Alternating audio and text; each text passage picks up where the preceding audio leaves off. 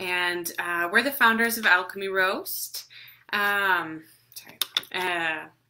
So today we're talking about, what are we talking about, Jake? Fair trade coffee Cool. and kind of what fair trade is. Right on. So I guess we'll just get into it. So everybody drinks coffee. It's the second biggest traded commodity in the world next to oil. Yeah. So it is. Which is a lot. A lot of coffee. A lot of coffee. And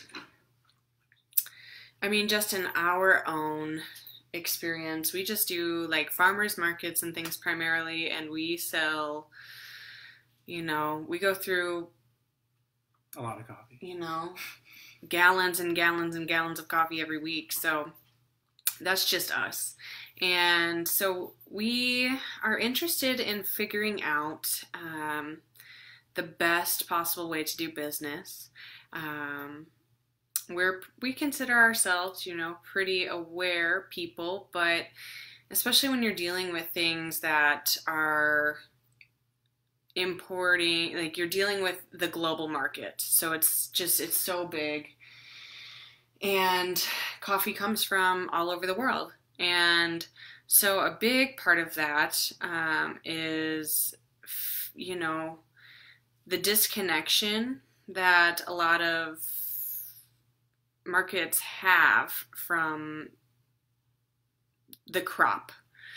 So to kind of strengthen that connection and do things in a way that is more ethical, that's kind of where fair trade gets into this. Yeah. So it was kind of in the past, there was not really like a price floor or like a minimum that farmers could be paid for, and that is kind of a problem because, as you know, in a capitalistic society, people want to pay less for stuff. So these farmers were really kind of getting just destroyed when it came to when people were buying their beans from them. And so in I think the 80s, end of the 80s, is when a group in the Netherlands decided that they wanted to give the farmer a fighting chance. Just like they wanted to find out a price that they could basically create a price floor so farmers would have a livable wage and could live off the money that they were farming for. So in the 90s, after it was initially introduced, there was 4 groups that were trying to create this fair trade organization. They were all kind of doing the same thing. And then they kind of merged and they created a company called Fair Trade International, which was the standard that set all right, you have to pay a farmer at least this amount per pound. And that is enough to, I guess, make them live in their country that they're... Well, yeah, allow them better conditions. Better conditions. Yeah. And this all kind of stemmed from, there was a crisis, right, in the coffee industry. So in the, about 80s. I'm getting there. About the 1950s, there was a huge increase in the demand for coffee. So all of these coffee producing places started planting all the trees that they could and were cultivating, larger and larger crops to meet the demand.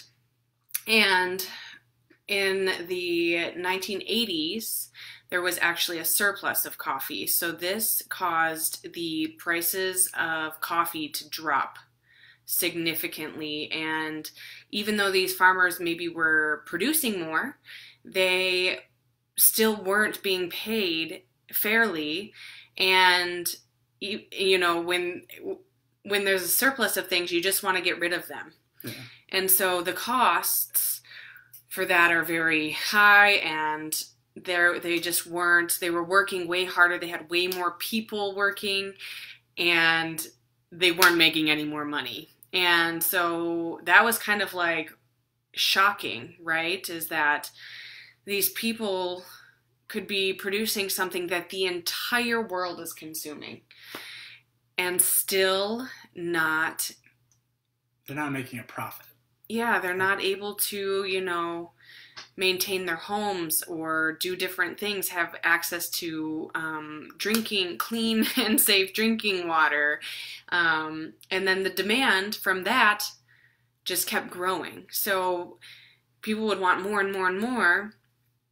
Well, if people aren't able to have that security of living comfortably, it causes a lot of social issues, right? So, and that's kind of how you get into like child labor and things like that, or really an exploitation of the working class.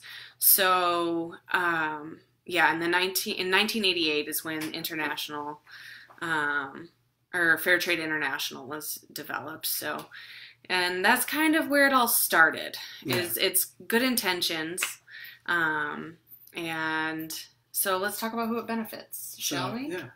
So first things first, the producers that are producing the coffee definitely benefit from fair trade initially. Anyways, we'll get into some of the downsides of fair trade later, but basically the first person that it benefits is the producer of the coffee, and the farmers, the workers. Yeah. They don't. One thing that Fair Trade International does a good job of is visiting the farms and making sure that there's no child labor or children. Holding the organization or the farms accountable is a really big thing. And yeah, so it gives them, ability to fight for a better wage, which in turn can also benefit traders and roasters. So that's where we come in. So it goes without saying that if the quality of those cultivating the coffee are living in better conditions, then the better the coffee will be. So for us, that's where we get into a lot of like these coffees with really rich profiles, really interesting pieces. It's not uncommon to find out that the way that those plants were cultivated was in a really positive way. And another way that this can benefit traders and roasters is that they can say that they're doing the right thing, and they can tell that to their consumers.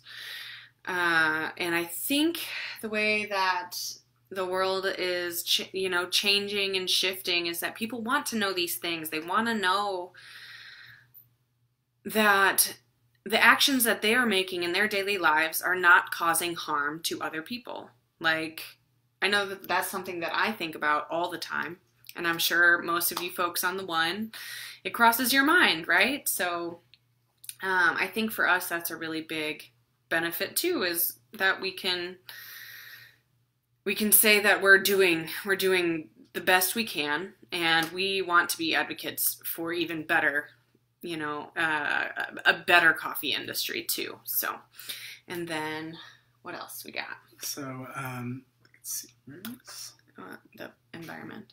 Yeah, the environment. Yeah.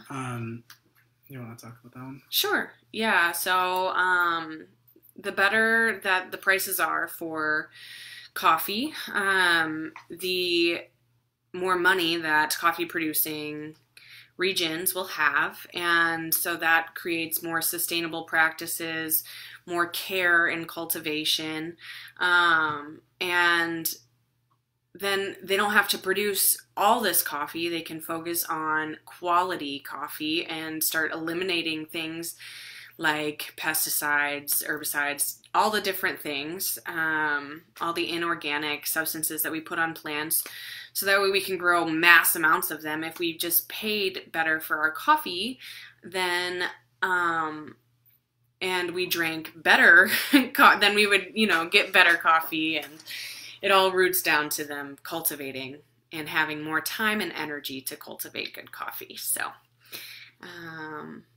and then consumers like you, we already kind of spoke about that. So we'll move right along. We talked about that. Well, I might talk a little bit about some of the downsides of fair trade coffee. Yeah. Segue. Because like we talked about before when it first started, they basically were setting like a floor, like a price floor, that you couldn't go below that if you're fair trade coffee. And think of a price floor as similar to like a minimum wage. So it's the minimum that you can pay a farmer to consider them having a livable wage. So that there's a problem in that is because the farmer isn't the one that is deciding necessarily what that wage would be. And it's actually not even coming from that country. It's coming from for the most part, Fair Trade International. Which is a transnational corporation. So it could have people from all over the world, but yeah, it's not representative at all. So the fair trade price is a minimum, and it could be honestly higher than it is. It's very important to obviously make sure you're buying fair trade coffee, because a lot of the times, just because that's the minimum, sometimes the higher quality coffee, the person that's importing that coffee is actually paying a higher price. But for large companies, sometimes the minimum is kind of like them paying the farmer potentially minimum wage. Yeah. Well, and if you think about like these large companies too, servicing like the entire, just, super vast, their overhead is just like insane. So them buying, 1 million kilos of coffee at a time, it's like they could demand whatever they wanted for that. And that's the problem. Yeah. Is that they are demanding it be less. Yeah. And coffee prices, kind of talking about that a little bit, fluctuate. We were talking about a little bit earlier about like the supply chain, and just like basics of, just like when there's a shortage, the price goes up. It kind of works like that. Like the price of coffee fluctuates up and down really rapidly, depending on like the quality of the bean and how much of the bean there is. But that being said, the fair trade, there's a lot of downsides. When it first was started in the 80s, fair trade was like, at least they're doing something in the right direction, because they were not paying as much money and the farmers were really not making very much money. So it was a step in the right direction. I think that there's a lot of progress to be made in relation to either increasing the price, having some of the farmers have a say in how much that they think is a livable wage, because well, you gave a really good example about this earlier when we were talking about like minimum wage in the United States, so like relating it to that. Yeah. So kind of how that is so if you make minimum wage here, it's very hard that's not quite a livable wage if you have kids. So or even not kids. Like, so I don't know what it's like $7.25 is the national minimum wage. So if you are making minimum wage and you have a kid, it's very hard life can be hard. And it's kind of like if a farmer is being paid the minimum price for their coffee and they're working like their butt off for this coffee, it's livable. They're making money, but they should have a say in what is livable. Yeah. Just, and so that's kind of where fair trade could be really, really great, because it could help bridge that gap between buyer and producer. But in our personal opinion, they're not doing enough to represent the coffee farmers. Mm-hmm. And and it can all change. And ideally, the consumers get to vote. Every dollar that you have is your voting power for what you believe in, is kind of how I feel about it, right? So with things like coffee, use your dollars to vote for the coffee that's doing the right thing and trying to support a farmer, you know, a person to have a better life, quality of life. Because there's some coffee that's not even fair trade. Too. So you have to take that all into consideration. If the consumer is demanding, so a big thing that we sometimes will see at farmers markets is someone will demand a $1 cup of coffee, and unfortunately we cannot afford that because we're not McDonald's or some other large company. Oops. Yeah, you probably should. But it's just kind of like, as the consumer, you have to demand quality coffee, and if you're paying higher for it, there's a pretty good chance that the farmer's also seeing a little bit of that. So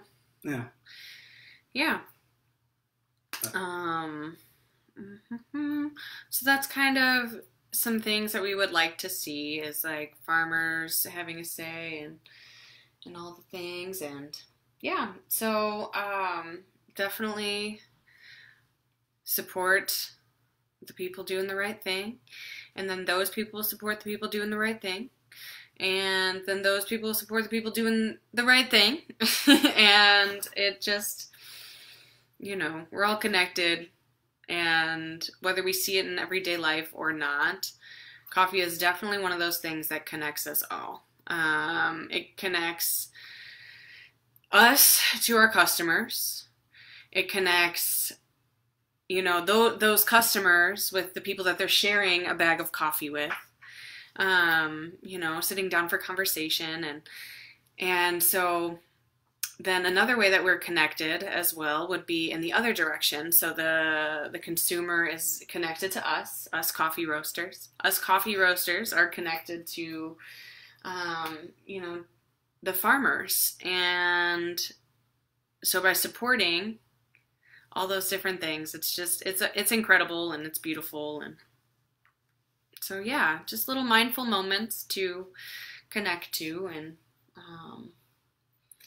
speaking about, just an idea popped in my, sure. Speaking about kind of the fair trade, international anyways. So in the 80s, it was pretty revolutionary, because it was a great idea.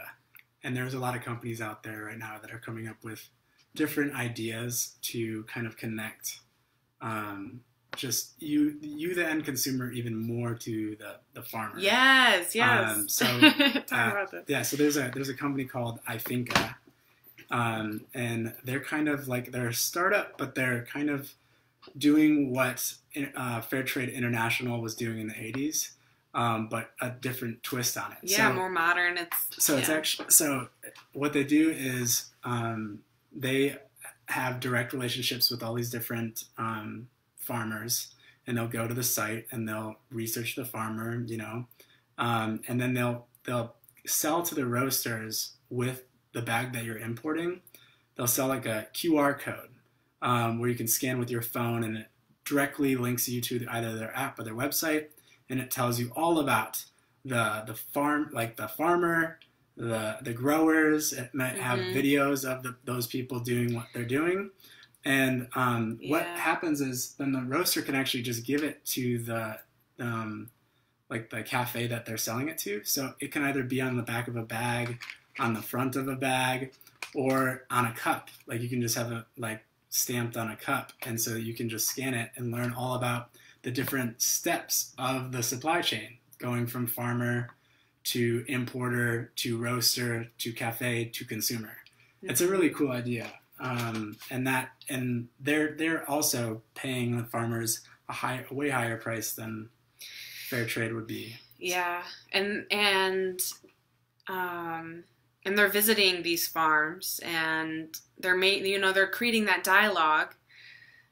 Which is cool. So it needs to happen. It's not even like a question of like what direction the coffee industry is going, because like it needs to happen. We can't be messing around with this anymore, you know? So Yeah, that's really, yeah, they're doing a really cool thing. It's called iFinca. They're based out of Phoenix. Well, right? they're in Phoenix, but they're based out of like, wow. They have someone in Colombia right now is the owner. Oh, really cool. Yeah. Nice. Cool.